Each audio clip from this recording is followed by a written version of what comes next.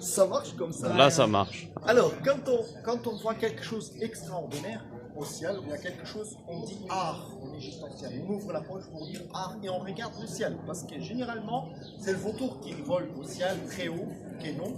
Alors, on voit le vautour bien dessiné sur les pierres. Hein. Si vous bien regardez, cet vautour, ou bien cet aigle égyptien typique, hein, on le dit art. Et c'est comme ça qu'elle était commencée la langue. On dit A maintenant en français. Vous savez que A en français, c'était art en Égypte ancienne. Hein. Les anciens, quand ils sont fatigués, ou bien quand la fatigue, ça commence l'après-midi quand ils travaillent dans les champs, et ils ont commencé à avoir fatigué depuis les pieds ou bien les genoux. Alors là, quand ils ont dessiné une jambe jusqu'au genou là, ils le prononcent bou déjà. Bou, ça veut dire fatigué ou bien on est triste hein, quelquefois. Alors comme ça, bou c'était la deuxième langue. Alors la deuxième lettre. Hein. On dit art, bou en Égypte ancienne. Hein. Les anciens quand ils volaient, ou bien quand ils ont entendu les oiseaux, ils ont enregistré dans leur tête. Hein. Par exemple, une chouette, hein, comme vous voyez par ici, ces chouettes, ils disent suivant mou. On entend ça, mou, mou. Alors, mou, c'est parce que c'était le M en Égypte ancienne, mais ils le prononcent mou. Regardez sur les yeux d'une chouette, vous allez trouver le M qui vous dessinez encore jusqu'à maintenant. C'est vos M quand même déjà en langue latin.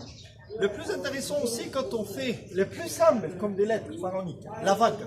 Pourquoi la vague? La vague, ça se prononce ni déjà.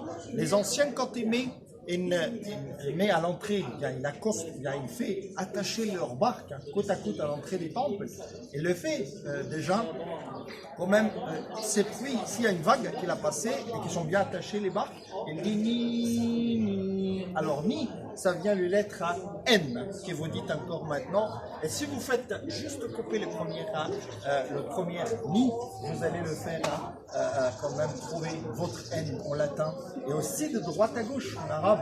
On ne sait pas encore la relation, mais ça, c'est quand même, à mon avis, c'est quelque chose de la même source. On a pris de la même source. La langue pharaonique, hein, ça s'était passé partout, par les Phéniciens, par les Grecs, hein, et ça tournait en toute l'Europe, en latin, et ça a même retourné en arabe aussi.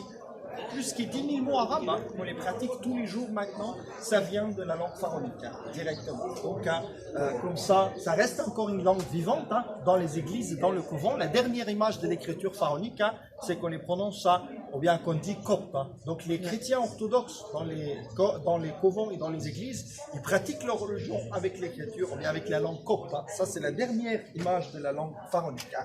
Des choses très typiques, hein, que vous allez les voir suivant, c'est le ankh. Hein. Le ankh, ça veut dire la vie en Égypte ancienne. Ces symboles-là, c'est un mot de 3 lettres. Hein. Déjà, que les anciennes, ils ont développé, ils arrivent à faire un seul dessin comme ça qui représente un mot de 3 lettres à l'époque. Hein. Mais ça vient très élevé comme symbole quand on les voit dans les mains des dieux. Le dieu Amon-Ra, et la tâche, bien, il garde toujours dans ses mains parce que c'est lui qui donne la vie pour les gens. Ça, c'est la vie. La vie, la vraie vie après la mort, ou bien la vie éternelle. Là. Et là, il est en train de faire la prière, hein, un des pharaons. Et dès l'époque, quand même, de Ménophis III, mais c'est tous les dessins ici, c'est de l'époque ptolémaïque. Hein, et on les voit qu'il a ramené avec lui 3 plumes. Hein. La plume, en Égypte ancienne, c'était les symboles de la justice. Hein. Comme on a raconté tout à l'heure, il le met quand on l'a dans la balance. pour faire les jugements finaux. Là. Regardez qu'il reste encore les couleurs, hein, les traces des couleurs pharaoniques. Hein. C'était d'une merveille hein, déjà du bleu, en Égypte ancienne. Merci.